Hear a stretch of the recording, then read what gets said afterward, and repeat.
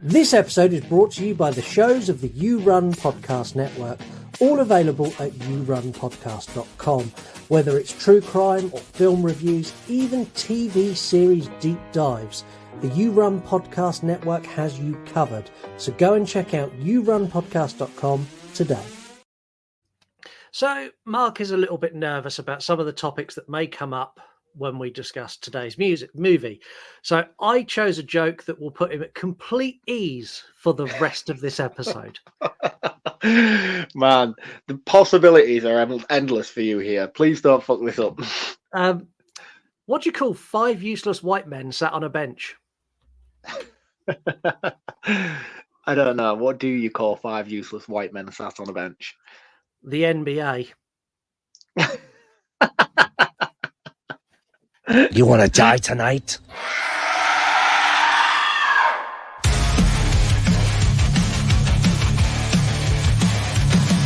The dad jokes you tell sets the scene.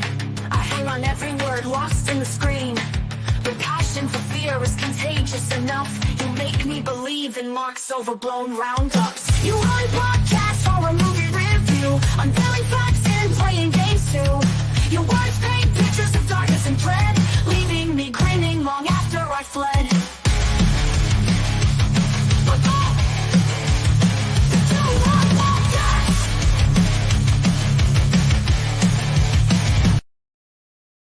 Hello and welcome to the You Run Podcast Horror Movie Review. And it's so nice when that plays, I can see Mark's camera, and it's been so long since I've seen him bop along. It's amazing. I love the new intro music. I think it's fantastic. I do as well. We had lots of feedback on it as well. Everyone seems to be fully on board with our new heavy thrash metal intro. Yeah, it's a return to form, I feel. I definitely feel that. Hello, this is the You Run Podcast Horror Movie Review. My name is Scott. My name is Mark. And we're your hosts each and every week as we take you through movies that you voted for on our Instagram page.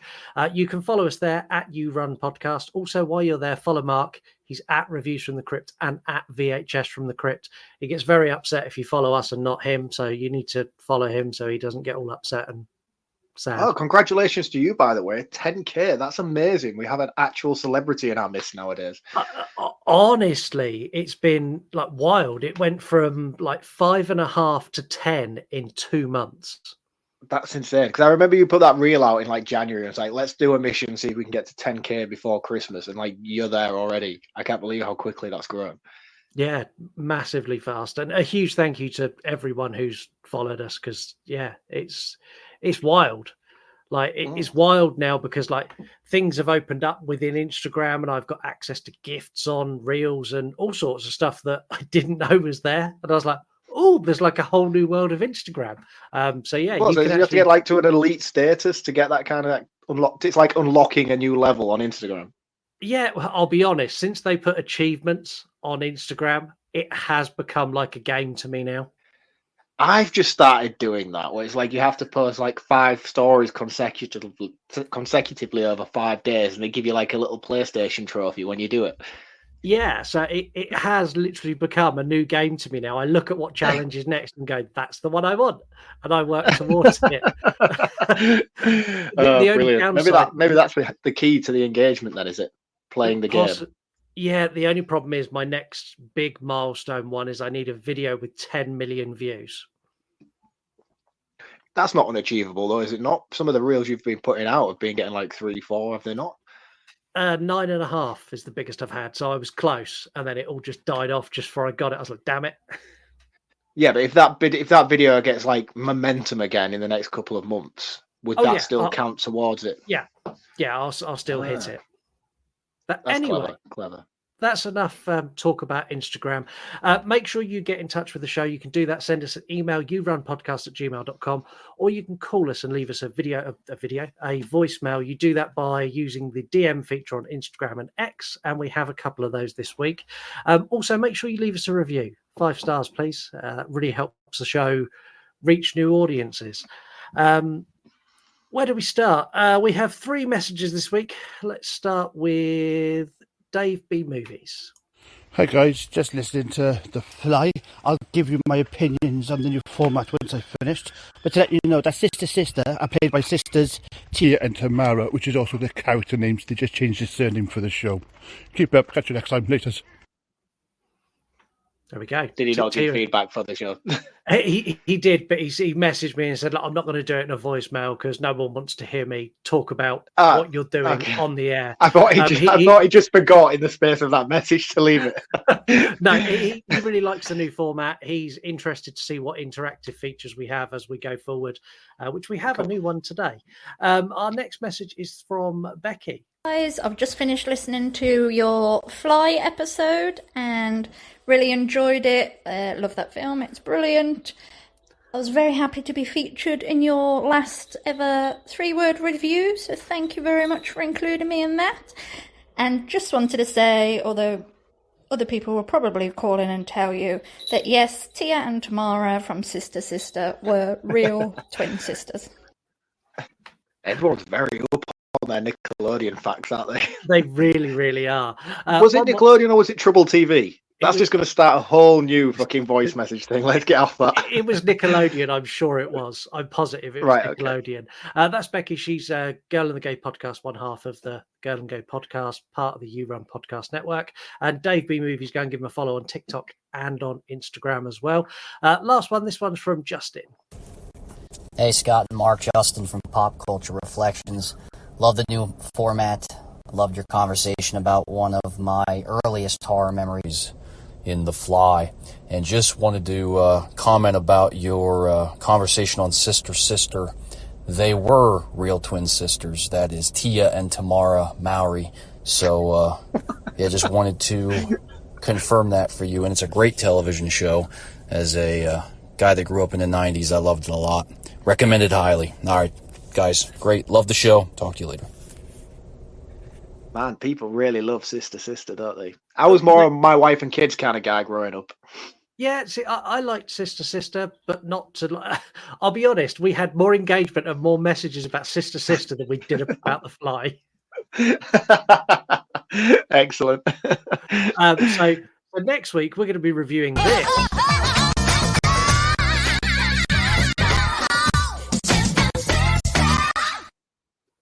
I'd do that. Yeah, I know you would. You'd do the whole. We're not doing that. We are a movie review show, as I said at the beginning. If you've not listened before or you've not heard any of our new format episodes, we'll give you a synopsis of the movie. We'll tell you what we liked, what we didn't like. We'll talk through various different scenes. We have interactive features on the show, a brand new one today making its debut called Caption This. We also have facts, then we round up and scores, and we let you get on with your day. Today we're looking at Jordan Peele's Get Out. So Chris and his girlfriend head up to Rose's parents for the weekend. To start, Chris thinks that the nervous energy around the parents is them trying to stay politically correct and not say anything wrong as they navigate the mixed race relationship between him and Rose. But it doesn't take him long to realize that it's far more complicated than that and much darker than he could ever have realized. I'm going to kick this off and say that this is a really boring movie on a rewatch. When I first watched this was, I remember watching Get Out and being like, holy fuck, this is so good. It's on such another level. It's so deep. It's so meaningful. It looks brilliant. It sounds great. The casting's great. And on this time watching it, because I've seen it already, it didn't have the same impact for me at all. Yeah, and it's not very often I come across a movie that doesn't hold rewatchability as little as this movie did for me. And I didn't think I would have that experience going into it. I thought, oh yeah, I really enjoyed this the first time around. It was refreshing and it was really cool and a unique perspective to take on the kind of horror genre we've been sort of taking on recently. But this time around, I just felt it all fell a little bit flat. And I don't think that's necessarily the movie's fault because it is a really good story. But once you know where it goes and how it ends and how it gets there, there isn't a lot in terms of stuff in between that makes you go, oh, this bit's coming up next, or this bit's coming up next. It's only your takeaway from the overall movie at the end that you're like, yeah, Get Out was really, really cool. But if you break it down, there isn't a lot here that really makes you go, oh, do you remember that scene in Get Out where they did that? It's just not there. It doesn't have that for me, I don't think. It's a very good story, but it just lacks that overall je ne sais quoi, if you will. Euro podcast, international podcasting. We have listeners in France who will appreciate what you just said, I'm sure. I'm sure they will. There are some bits in this that are like wow moments, but none of them are like for example, when you get a wow moment in A Nightmare on Elm Street, for example, let's take the scene where Johnny Depp gets dragged into the bed and blood goes. Like, that scene is so memorable, iconic, is burnt onto my retinas forever, that scene. Yeah. But in this, the scares are so much different and so much more subtle. Like the one that I really love, and it's because I can feel the tension in the guys is where the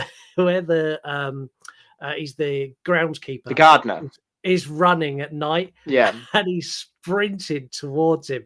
Like, that scene, I'm like, move it, don't just watch him. And then he gets like an inch from him and just turns and runs off the other way. Like, that's and I think cool. that's it. Those are the only characters in this movie that really hold any sort of impact. I mean, the family themselves, as batshit crazy as they are, their comeuppance at the end of the movie feels very undercooked, and I don't feel like it has enough to it. Even Rose, really, the way she goes out is a little bit flat. The only real impactful scenes in this movie come from the sort of housekeeper characters who have undergone this transition, the moments where they break and start to show themselves a little bit, and you're almost like, whoa, what the fuck's going on here? And I think that's down to their performances with the delivery of those scenes than it is anything else. I mean, let's not beat around the bush about this. Let's talk about Jordan Peele as a director, because I feel like this guy is massively overrated personally, and I don't feel like he deserves the status that he seems to have garnered as being one of the greatest horror directors of this generation. He's done like 3 movies and produced the latest Candyman remake, and as far as I'm concerned, I don't particularly feel any of them are worthy of that status, let alone, especially when you've got people like Ari Aster in the mix and all Alex Garland and all the rest of these other really incredible up and coming creative horror directors that we're having at the moment. And then all of a sudden, this guy gets the title, and all he's got to show for it is Us, Get Out, and Nope. And let's be honest, like you say, watching Get Out again, not very good on a rewatch. I can imagine Us holds the same. I only saw that once. Yeah, I had a great time with the first time round. I thought it was a little bit contrived and a little bit too try hard. And I haven't even given Nope the time of day. And to be honest with you, from the reception that it's gained, I don't think it deserves the time either. So where are you on Jordan Peele as a director and the current status that he's holding? As an actual director and what he puts to screen and the way he shoots it and some of the shots he uses and the camera angles and the way he lights scenes and the way he actually directs them, he is fantastic. There's no question about it. He is an incredible director. My issues with Jordan Peele lie in he is very much a one-trick pony. He and I don't mean this in a way, isn't it? And I don't mean this in a bad way. He gives black cinema this platform that it's never had before, which I think is fabulous. But I also want to see him play away from that. I want to see him go and do something completely different.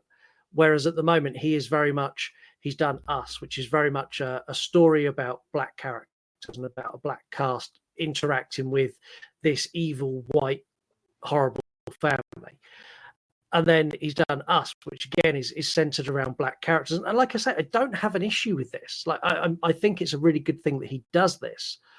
But I need to see what he can do outside of this as well. And I've not seen it. I think he's a great director, but I think he is, like, his next movie, I already know the narrative it is going to take. Like, I don't know the storyline, but I know there is going to be a very black-centric cast telling a story of some sort of oppression. I only know there's a message in all of his movies, but I don't necessarily need to see that from him every single movie. No, and I think this is half the problem, really, is because when somebody becomes put on such a pedestal, even though they're like, one thing I found particularly hard to digest with Get Out, if we're going to go down this route and talk about these subjects, is it's very much centered around black people good, white people bad, racist white people. White man, right? no. And as somebody who has not got a single racist bone in my body, whenever white people are portrayed in this way on screen, I find it so difficult to relate to it and understand the narrative that they're driving. And I'm not saying, I know for a fact that this is a very, very severe problem that needs to be showcased and needs to be addressed. But because I'm not part of it, I find it hard to then see it play out in the way it's done, and I'm like, I don't get it. I don't know people who act like that. I'm not around people who behave in this way. The only time I see stuff like that is the way it's portrayed in cinema and on the news. And God forbid anybody who has suffered at the hands of this sort of issue, my heart goes out to you. I think it's absolutely atrocious. It's just I can't relate to it in a way that it's always presented on screen sometimes. Yeah, and I'm going to say something now that I don't know how well this is going to go down. I mean, if I speak, I am in big trouble. But I'm going to do it anyway. I don't think this movie is a racial-based movie. Yes, it has all of those themes and undertones in it, but they clearly state in this movie, like, black is in fashion. That's why all these people want their essence or their soul, or however you want to put it, their brain parts put into a black person. And they do state that in the movie that it is a current trend for this sort of procedure at the moment. Everybody wants to be black. Black is in fashion. And obviously that implies that it's not purposely directed at the race. It's just that everybody wants to sort of live out life inside a black body at the time. Yeah. Which implies that there has been other races that were at height of fashion at the time. There might have been a period where everyone wanted to be Asian or Indian or Russian or Norwegian, or and it's why at no point did anyone want to be English? I remember. I know now. I don't think that one's that hard to figure out. Go on, you go. Go on, we're talking over. No, you're right. I was just probably going to ramble some nonsense anyway. My brain was going somewhere, but now I've lost it. One thing I want to ask though is the family have the staff, so they've got the housekeeper and they've got the gardener, and I don't like the way they treat them, and the way it's portrayed is that we're told they're friends of the family and they looked after the grandparents, and then they kept them on. In reality, they are the grandparents.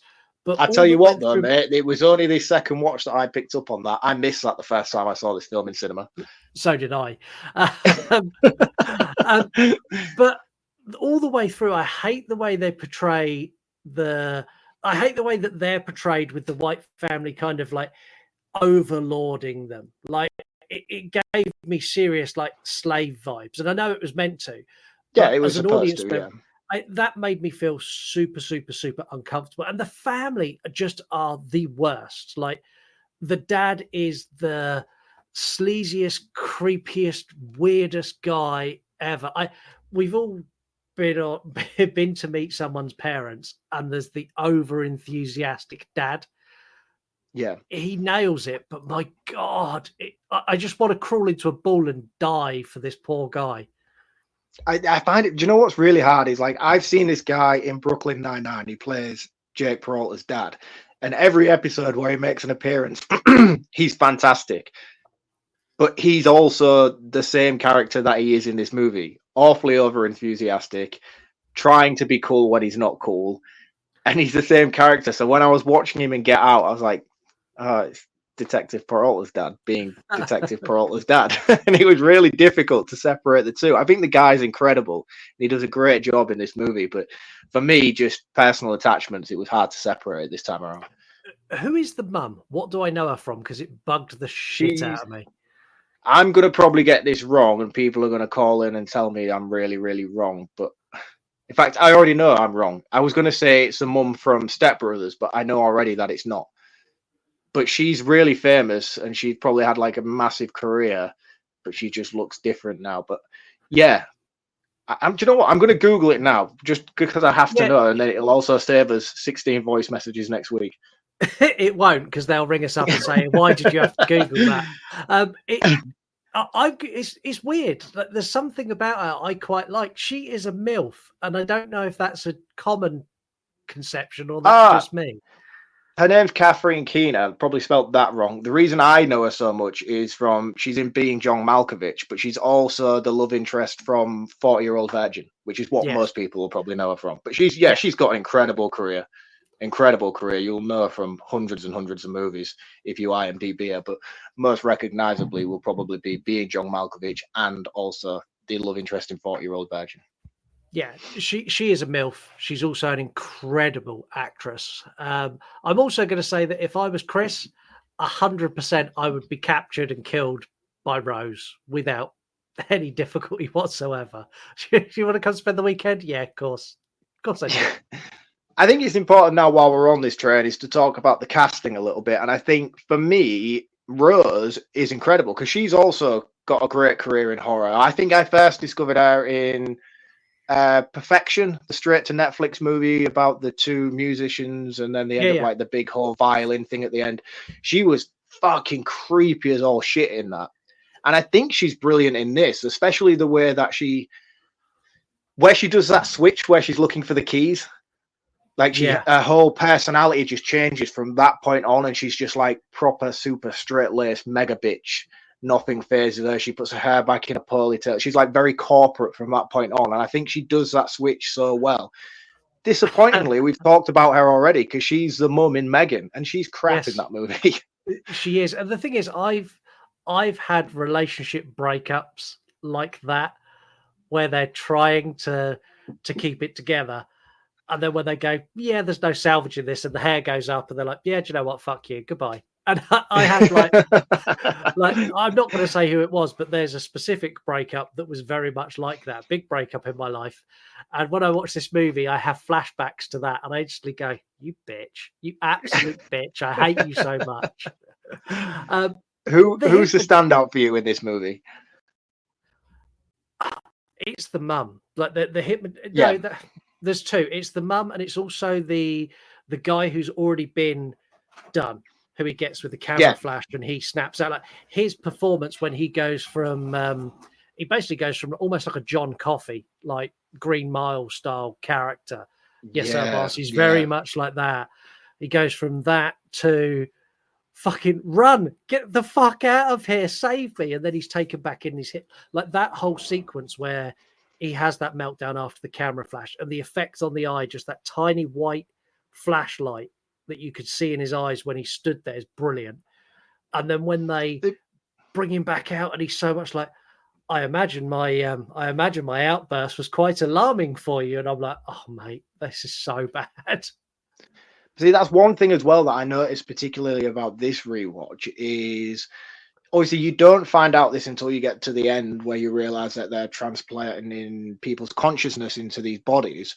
Yeah. But if you watch this movie on a rewatch and you study the people who have already undergone the transition, such as the housekeeper, the groundskeeper, and then this gentleman that we're talking about now, who gets captured at the beginning of the movie, you see him get kidnapped, and then later on see him as someone who's playing a game of croquet.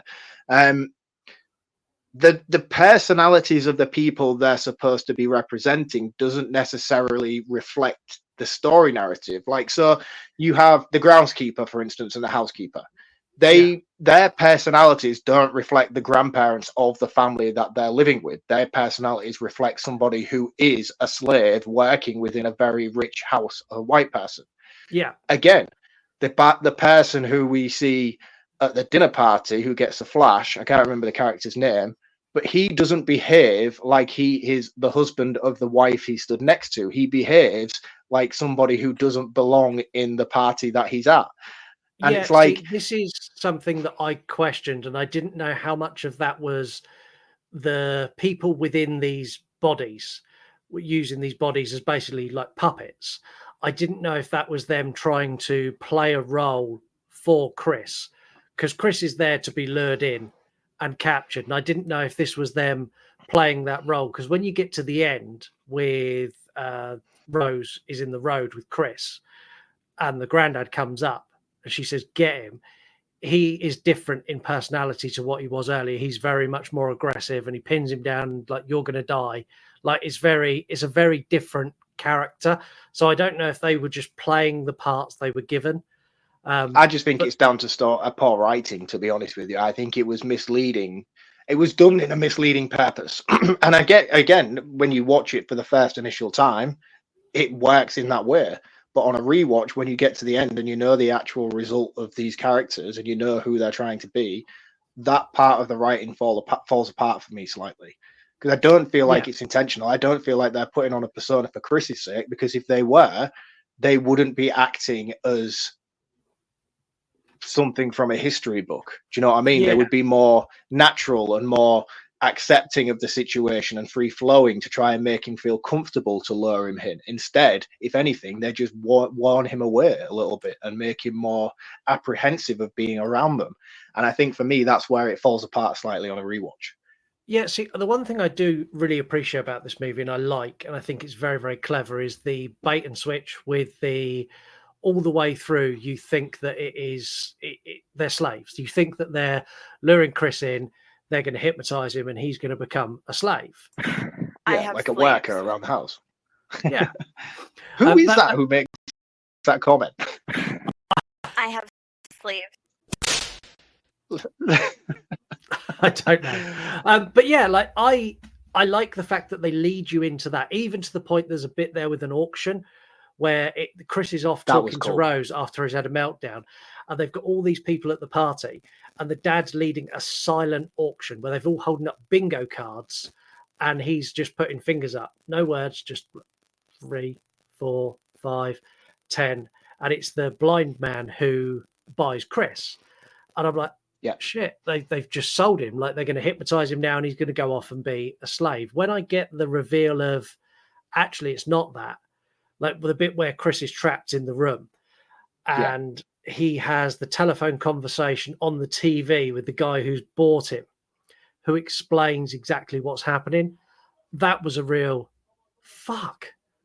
Okay, yeah. So and he gives a big exposition dump about the whole situation and how it's not because he's black, he just wants his eyes and all the rest of it. Yeah, and what do you think about the whole hypnotism thing in this? Do you see? I've been and seen a few hypnotists, and I got pulled on stage once, and I can't be hypnotized, or the hypnotist couldn't hypnotize me. Well, no one can, because it's not real. Well, you can be put into a state of hypnosis. That's not phony. We don't need to have this conversation, mate. It's not real. It's the same thing as psychics. We let's not do this, because you know where I stand on psychics. But what I'm saying is, it's only, let's say it does exist but let's say it does exist to appease you. There's only certain people who can be put under. You need to have a suggestible mind to basically succumb to these reasonings and this new way of thinking. And they talk about that where she's saying there's lots of little things they do with suggestion. She's doing the thing with the teacup where she keeps staring at it and making the clink, and that's to get him in that mindset. Now, if that doesn't work with everyone, I want to know the stories of when they've kidnapped people, tried it, and they couldn't put them under. And we don't get that in this. It's just like everyone can be hypnotized. I don't buy it. I don't buy into that. Well, I don't think that's necessarily the case, because I think they do a pretty good job of establishing that, because they put him under initially to cure him from his smoking. So I feel like that's more a case of her testing to see if he is susceptible, if it is real, and we are doing it for the sake of the narrative of the story. It's more a case of testing. They're using one of his, it's almost like a habit. They even have a conversation at the table about habits and stuff like that. Oh, you should see Rose, she'll be able to cure you with that. And I feel like maybe that part of it is his initiation test. Is like, oh, well, we'll see if we can put him under, and then that way, if we know we can put him under to cure his smoking, which again works, because after that he says the thought of having a cig makes me feel sick at this point. And I feel like, so maybe at that point, they'll probably keep things more natural, free-flowing. If they've got a habit, they'd maybe do a situation where Rose tries to put him under to cure his habit. If it doesn't work, they play it cool, they carry on, they leave, she then breaks up with them, they go on to the next victim. Yeah, and that's a cool thing in this as well, like the bit where Chris realises everything's a bit fucked up, and he says to Rose, we've got to go. And she plays the part. She's like, yeah, okay, fine. I'll pack the bags. Let's get everything. And he goes in that cupboard and he finds all the photographs of all of the other people that she's brought here, including the guy who's already The gardener. hypnotized. Yeah, like that is like, wow. It's such a like mind fuck moment. And But even then, why does he not leave on his own? Why is he still like, come on, Rose, where's the keys? We need to get the fuck out of here. I feel like that was a poor judgment on his part. Like, he surely at that point, he must have known that she's in on it, yet he's still... I mean, I don't know. Is he necessarily... He just wants the keys from her. But that switch, man, when she does that, where she's rooting around in the bag and pulls them out, it's like these ones in her face, man, it's so cool. And the bit then when she sat in her room with her hair up in a ponytail, eating Fruit Loops and drinking milk and searching online for her next victim, it's like, oh, wow. Like searching NBA players and stuff. I was like, fuck yeah. So cold. Yeah. I want to talk about the friend because he is the highlight. So Jordan Peele is excellent at writing comedy. There's no question about that. He is, as far as I'm concerned, that is his wheelhouse, and horror is like his adopted home. And this guy who's Chris's friend says all the stuff that we're all thinking, like from the off. He's like, you don't want to be going to her parents' house. Like they got slaves and shit out there. Like he says it straight away. And then like when Chris is calling him, he's going like, it's a bit weird. He's, I'm fucking telling you, man, they're going to turn you into a sex slave. You let her hypnotize you. What the fuck is wrong with you? Like, he's great. And his crowning moment for me is when he goes to the police. I was crying. That's good. When he's like, is it like TVA? Not TVA. That's from. He's the TSA. Yeah, TSA or something like that. And he's like trying to like wave his badge as if he's authority because he's airport security and stuff. It's just hilarious. And like you said, Jordan Peele is a comedy. He's a comedy actor. He does sketch comedy with Keenan something. The guy who does loads of voiceover work these days. That is his wheelhouse. And the thing about this movie is it starts off very much like it's going to be a horror comedy. Do you know, with the guy who's getting adopted and he's having that talk with himself and he's like a black guy in the wrong neighborhood and he's like, yeah, not tonight. This ain't happening to a brother. And all of a sudden he gets kidnapped. And I'm like, this is going to be great. This is going to be really funny. It's going to have that real dark edge to it. But then that just stops apart from when you get those breaks with his best friend. Yeah. And again, you kind of get it coming slightly at the end of the movie when he picks him up and he's like covered in blood and he's like, I'm just going to say it, man. Told you not to go in that house. And it just broke me. I was like, yeah, that's brilliant. That's the kind of thing you would say to me in that situation. 100%. That's exactly what through my head. Like, I'd pick you up, caked in blood, you'd get in. And the first words out of my mouth was like, I told you not to. Why did you do it? I told you not to press a red button. And that's great. And I feel like that would have amplified this movie a lot more had he incorporated a little bit more of that humor. And it's a really difficult thing to balance, is horror and comedy, and not just horror and comedy. A lot of genres in comedy, like Marvel, they really struggle with it to try and implement it perfectly. But I feel like if anybody could do it, it would be Jordan Peele. And that's one of the most disappointing things of Us. I feel like that lacked any comedy at all in that movie, barring that one particular scene where the Alexa goes off and they're in the cabin and the doppelgangers come in and they have the big fight off with the girl from Invisible Man. That has a comedic undertone to it, and that's a great scene. Had the rest of the movie been on a similar sort of balance and vibe, it would have been perfect. So I don't know. I hope in future he realizes that he doesn't need to just be this dark message-sending horror director, and he incorporates what he's good at, because he is very good at it, and it shows in this movie. Yeah, and I'd also like him to focus a little bit more on the kills. Like, I know this movie is not a movie that's focused on kills, but every single one of the kills is incredibly underwhelming. So you've got the brother who we've not spoken about yet, who's an absolute arsehole. He comes to get Chris for his procedure, and he gets killed with a croquet ball, and it's kind of underwhelming. And then Chris comes his second kill is better when he gets rock stomped when he turns back up later on. Yeah, see, that's better. But again, you don't see it. It's off camera. It's behind a wall. It's off camera. You're right, it is. And then the dad as well, the biggest overseer of the situation. As cool as the kill is in theory, he gets antlered to a wall. It's like a split-second kill, and it doesn't... There is no conversation and dialogue between... what's his name? not the dad, the guy, the main Chris. character. Chris. There's no dialogue between Chris and the dad in that moment. There should be like this whole back and forth between the two of them, even for an Obama joke there, just for the kick of it. 100%. Like, you know, like if they'd have come full circle with the Obama thing and had that there and had a really gory, gruesome kill, that would have been brilliant. Yeah, like you could have had Chris in that moment go, "Oh, by the way, I didn't vote for Obama," and then pin him to a wall. Yeah, that would have been brilliant. You know, just something like that. But it just is quick. It's underwhelming. And again, the mother, like the matriarchy of the situation, like she's a mega bitch all the way throughout this. And like she was the one who I wanted to see get it the most. And again, she stabs Chris in the hand with the knife. He pushes it back against her, but he pushes her off camera, and you just hear like a squelch, as if to say, like, has he pushed it into her face or what? I mean, it's cool in theory. Again, cool in theory, because the knife's still in his hand, and he's killed her with the knife that's stuck in his hand. So he's like pushed his hand onto her head or something, because you see him then walk off back onto camera, take the knife out and drop it on the floor. And again, then we get to Rosie's kill. She gets shot, falls to the floor. He doesn't even finish her off, and then just leaves, and she just dies on the side of the road. And it's like, like this was, I think the problem I have with this as well is, had there been substance throughout in terms of more horror-centric stuff, gore, kills, etc., I would have accepted such a mediocre kill spree at the end. But because we'd been spending 2 hours and 10 minutes of a build-up to get to this moment, it doesn't feel like he's got his comeuppance, his revenge, his reward for having to endure this situation. Like, this should have been his moment. I know he walks off covered in blood, but he should have been like Evil Dead style covered in blood and having a massacre behind him. Yeah, and all of the characters who died deserved much more gruesome, much more aggressive deaths than they got. And I know there's an element he wanted to ground this quite a bit in reality, but you can't ground it in reality and then in the same breath kill someone with a deer head antler charging down a hallway. Like, it's that balance again is not right for me.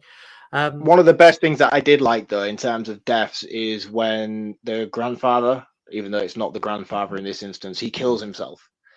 Yeah. Like, so he gets the flash camera, he snaps back into who he is, he turns around to Rose and says, "Give me the gun. I want to be the one to kill him." But actually, he's back to his normal self now. He gets the gun, he shoots Rose, and she falls down, and then he turns the gun on himself. Like, he's suffered. What do they call that place where they go to? Like the surface level, or the sunken place? The sunken place. Yeah, he's like, what have you endured? How long have you been in that sunken place to make you really wanna? What have you seen? What have you been through to know that there's nothing going forward? Or is it because it's a fear of it happening again? Like, is it going to walk down the street and see a light switch, and he's going to revert back to it? Like, I want to know what his motives were for doing that. Was it because of what he's seen, or because of the fear of it happening again? Because to take your own life, man, you've got to have some serious reasoning to want to do that. Yeah, you do. And like the concept of the sunken place again is really good. That concept of being able to see and hear and feel everything that's going on, but have no control over it. That is a terrifying concept, but they don't utilize it enough. Like, I want to see, I want to see inside the guy who snaps out of it midway through. I want to see inside him when he gets put back in there. I want to see his sheer terror and like, fuck no, I don't want to be back in here. Please like, that's what I want. I want to see more of that. And the thing is, as well, I feel like that could have been represented in a really good way, because the moment that Chris goes first under and you see him fall backwards into his chair and he falls through into the sunken place as if he's going through water. Yeah. And as he's looking up, you see, it's almost like he's looking through a TV screen. He's watching his life unfold through a TV screen. Like, you could have represented that really well by having the flash and then seeing the guy come back up through the sunken place into his own body and then again get pulled back through it. Like, you could have done it, because they've shown how well it looks when they do represent it. So again, you're right, that is a massive underwhelming element of it that should have been utilized better. Yeah. Should we take a break? Sure thing. After this episode, why not check out the Paranormal Misfits podcast? Hosted by Chrissy and Nino, this show looks at everything paranormal, conspiracy theories, murder. They also do reviews into horror movies too. This show has it all. Also available on the You Run Podcast Network, the Horror Friendly Podcast, hosted by Charlie, Katie and Chantel. This hilarious review podcast covers movies from the past, the present and everything else in between. You do not want to miss this great addition to the You Run Podcast Network. And all of these shows and many more are all available at yourunpodcast.com. We have a new feature. I'm Okay. excited about it. I don't know what the new feature is. Oh, do I? You do. It's caption this. Oh, yeah, I do know what it is. Of course I do. I'm in the loop. I work hard behind the scenes. So for anyone who's watching, this works really well. So if you're watching on Spotify or if you're watching this on YouTube about 3 weeks after its release in its heavily edited form, you will be able to see this image. So this is the image that we asked you to caption. People did not disappoint. It is not the roaring riding train that 3-word reviews became.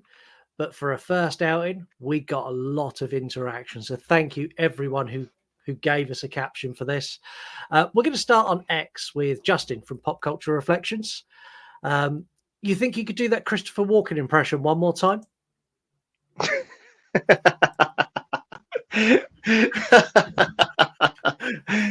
Brilliant. Works great.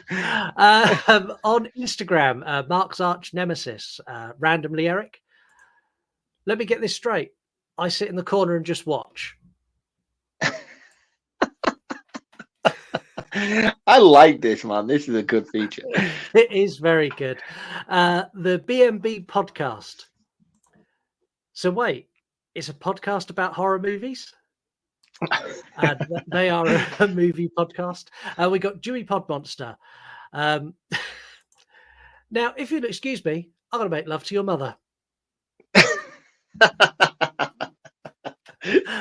Brilliant. We got a couple of more. AHSFX memes. This is American Horror Story memes page. We saw you from across the bar. We really dig your vibe. What is that a quote from?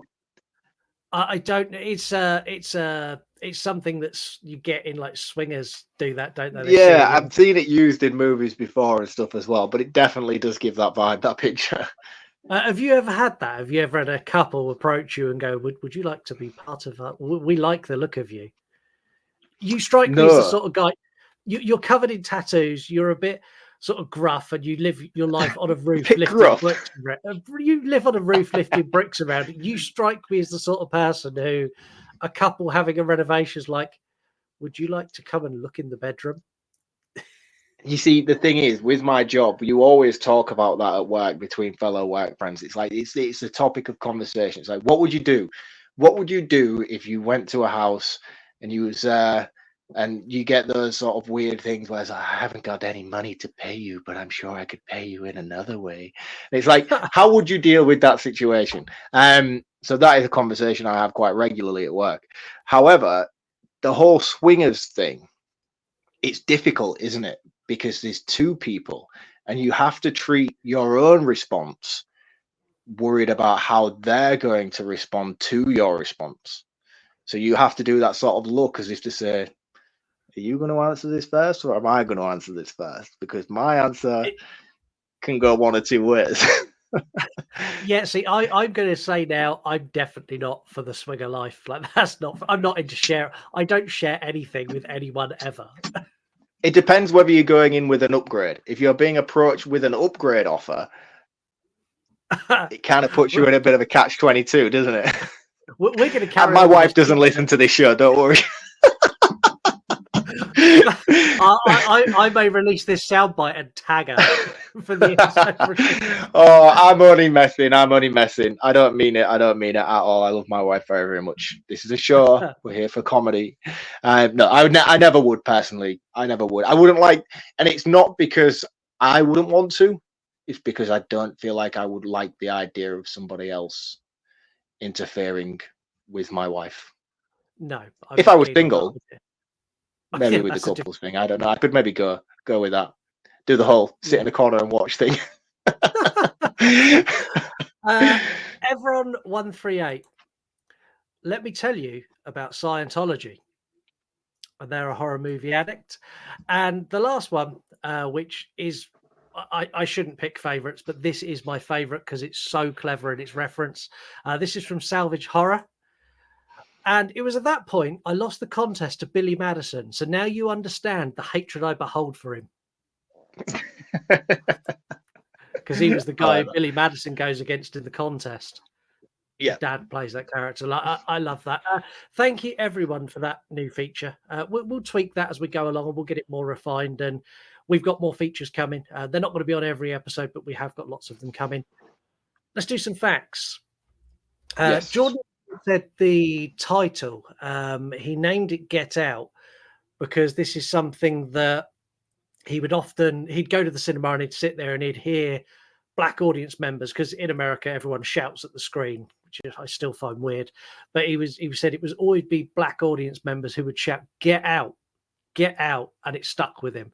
So when he got the chance to do this, that was always going to be the title before he even had the script together. That's what it was called.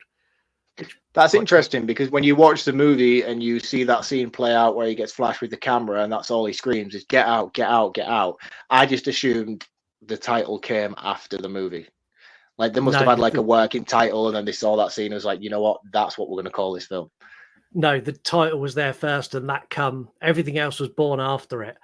The opening of the film is a direct homage to 1978's Halloween in the way it was shot. The scene, the street that he picked, the angles that he shot from, that was pure. He wanted to have a go at being John Carpenter, and I really appreciate the opening scene. It's really well done. Yeah, and the thing is as well, I know we've sort of had our conversations about Jordan Peele on this episode, but he is a genuine horror fan. Like he loves horror, massive. Probably more than he enjoys comedy, regardless of how great he is at that. He loves horror movies. Yeah, which kind of takes me out of my next fact, but hey, Jordan Peele is a prankster and a comedian on set. He would often direct scenes doing impersonations of other people, including Forrest Whitaker and Barack Obama. So he would direct a scene as Barack Obama, or he'd direct a scene as Forrest Whitaker, which fucking brilliant. Like how as a cast member, how do you keep a straight face when he's being Barack Obama? Like how? You have to imagine he has a good working environment to be part of. Like, given the type of character he is, like you have to imagine he's got a very cool sort of working relationship with his cast and stuff like that. Yeah, I imagine he's a great director to work with, and I've got nothing against Jordan Peele. I think every interview I've seen, every time I've seen him talk about movies, he's passionate and he truly believes like everything he's putting out, he's putting everything into it. He's not half-assing everything. I just don't think all of his movies land for me. We nearly had a different Chris, and I'll be honest, I kind of want the version of the movie where Eddie Murphy plays Chris. He's way too old to play this role. It would have been the whole cast would have had to have been a generation older in order to accommodate Eddie Murphy in this role. I mean, who's the guy who plays Chris? I can't remember his name. I can't remember his name either, but he's great. He's a British actor. He's fantastic. I first saw him in a TV series. I talk about these guys all the time. The League of Gentlemen.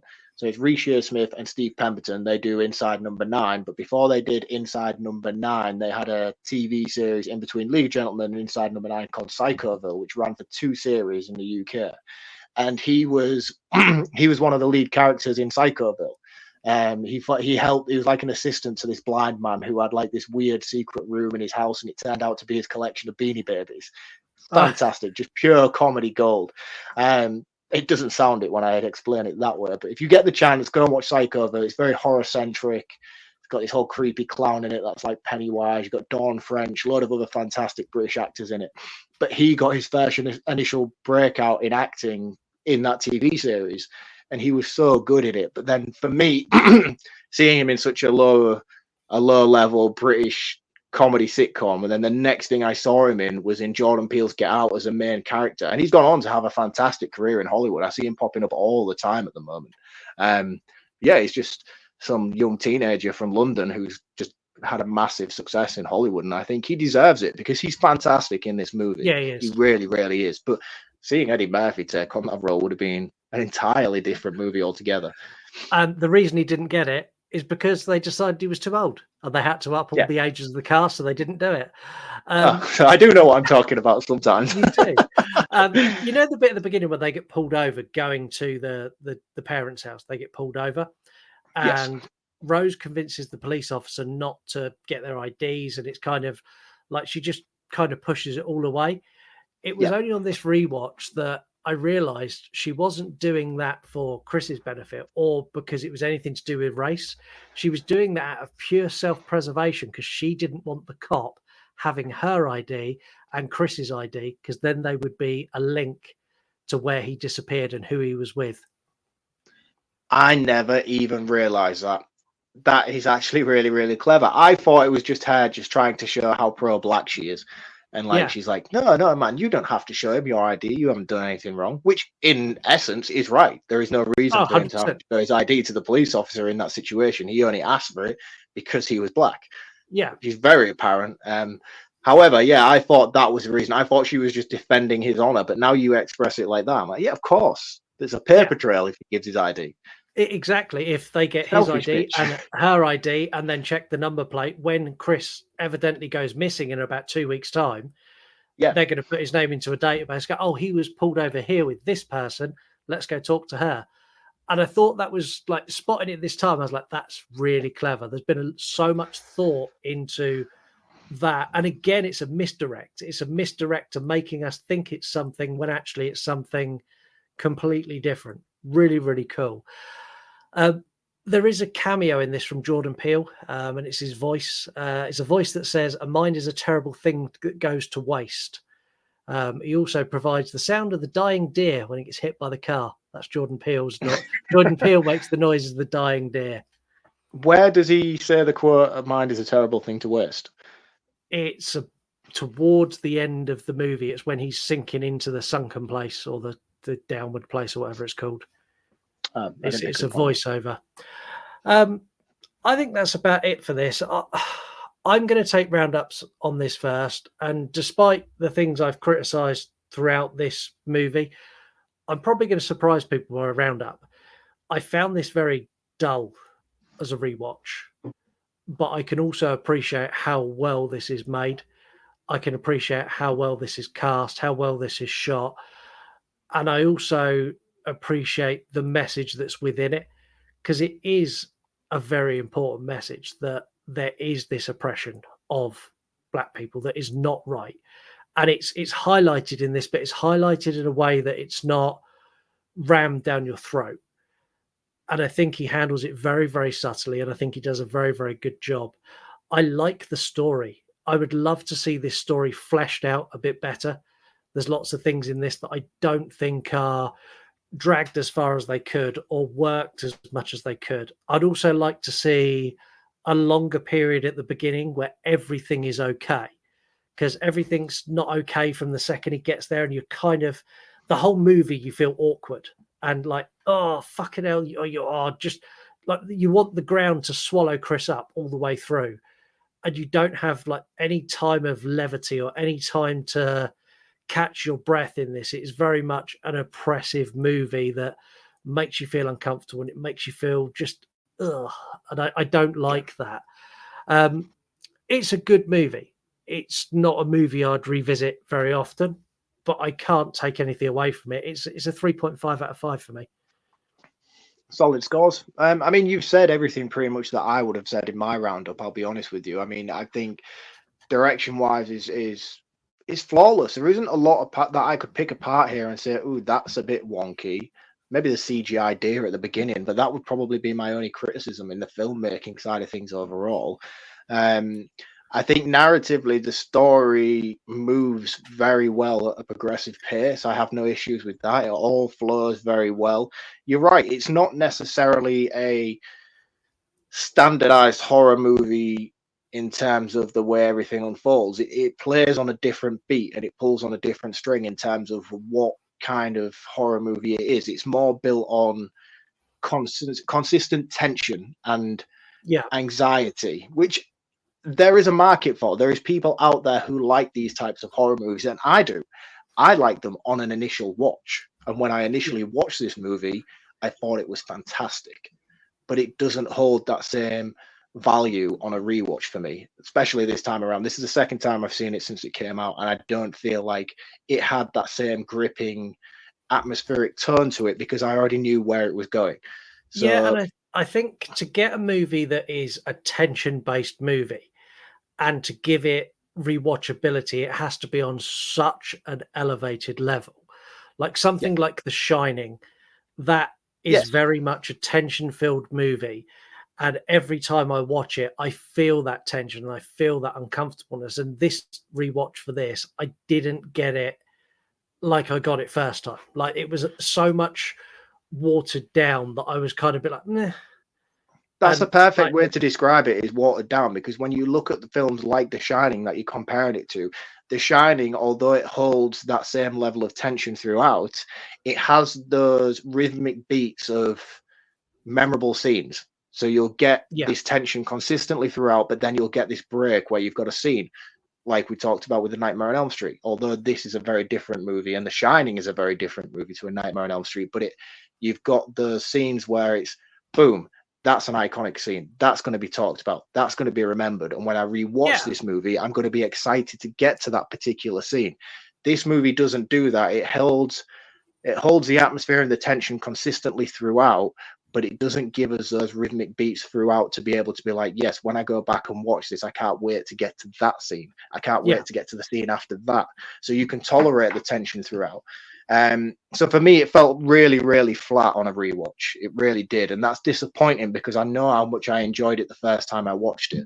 I'm not going to dive too much into the racial implications of what this movie is trying to represent, because again, I don't feel qualified to pass my 10 pence worth on it. I don't feel like it's something that I'm experienced enough to be able to say, yeah, this is this and that, because I've not lived it. I don't know.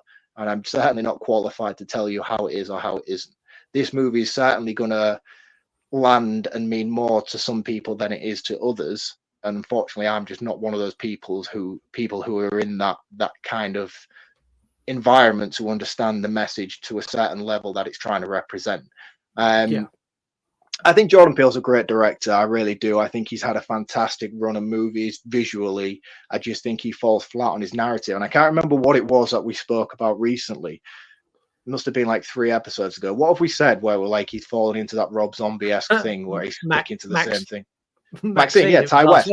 Ty West. Yeah, Ty West. Jordan Peele is getting in his Ty West mode, and he again is going to fall victim to the fact that if he doesn't switch up things differently soon, it's going to be one of those, it's another Jordan Peele movie. So what I don't want that for him.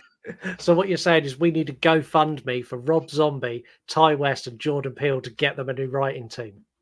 Exactly that. And I just think you need to, unless you're somebody who has a particular, I don't know, Jordan Peele has now got himself in a niche. Yeah. But his niche isn't something that I'm necessarily drawn to. David Cronenberg has a niche when he makes movies, but that's a niche that I'm drawn to. It's a body horror element of stuff. You know, I'm not saying directors don't deserve to have a niche, but I feel like the kind of niche that we're getting from some of these newer directors is becoming so overplayed and unrefreshing every time something comes out. It's going to be an eye roll after 4, 5, or 6 movies down the road that the box office numbers for them are going to drop, and that they're not going to get the investment to make movies that they deserve to make, because all of them are incredible directors. They just need to keep something a little bit fresh. Ari Aster, I know I've spoke about him already on this episode, but he is one of those directors where Midsommar and Hereditary, very contrasting movies, visually both exceptional, but they both take the narrative in completely different directions. And I think he is a director where I'm like, I can't wait to see what this guy does next. And Jordan Peele has the potential to be that guy if he switches up his narrative a little bit and does something outside of his normal wheelhouse, to the point where we don't know what's going to come from him next. But at this moment in time, I know what kind of movie Jordan Peele's going to make next, and I don't know whether I want to see it. Yeah, like a prime example would be Jordan Peele's. His next movie comes out, I think it's Christmas 25 or Christmas 26. He's making a Christmas movie. Like, give us a balls to the wall, crazy ass slasher, and just leave. Because Jordan Peele's very good at not telling you what he's making. Like, don't tell you what you're making. Everyone turns up expecting Us or Get Out or Nope. They're expecting another one of those, and you give us a full-on gore-fest slasher movie with like a massacre scene of 50 people being taken down by a masked assailant, and you will leave audiences jaws on the floor. Like, you'll leave people stunned. And then people are like, man, have you seen that new Jordan Peele movie? And everyone's like, oh, is it like Get Out and Us? And like, no, man, go see it. He's completely different. He's just got some dude killing the shit out of everyone on a Christmas dinner. Exactly. This is it. And I think that's kind of what's missing from these directors. They make one successful movie, and then that's kind of, they think they need to replicate that from there on out in their career. And they don't, because what they make next, regardless of how different it is, it will find an audience. You know, everything's going to find an audience, whether it's as successful as the first movie they've made or more successful. Time will tell, but just keep it fresh, change it up. Do you know what I mean? Don't get stuck in that narrative. So for me, anyway, I'm rambling on. My roundup score is going to be a 3, and I think a 3 is generous. I loved this movie when it came out. It was cool. It was different. But on a rewatch, it really doesn't hold up well. And that's not because it's dated. It's just because I know exactly where it's going to go. And I've watched some films like probably 50, 60 times over. I don't even tell you how many times I've watched John Carpenter's Halloween. But I can still watch that movie back to back over and over again. I could never do that with this movie. No, I agree. Well, that's us wrapped for another episode. We're going to be back next week. Next week, we are taking on a movie that doesn't necessarily sit in the horror genre, but fuck it, it's our show and it's your show and you voted it on, so it's officially a horror movie. But until then, make sure you leave us a review wherever you can. Go and follow us on our social medias, which I gave you earlier. Have a wonderful week, and we will catch you all next time. See you all later. Cheers, guys. See you next week. You want to die tonight?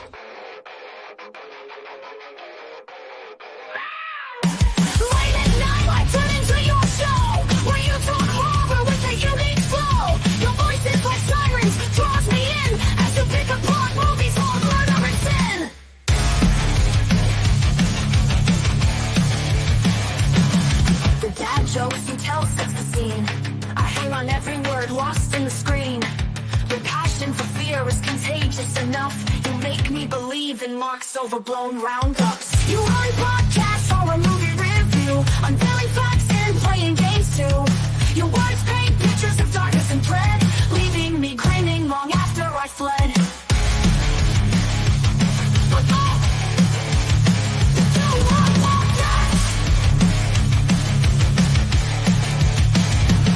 You run podcast, horror movie review, unveiling facts and playing games too.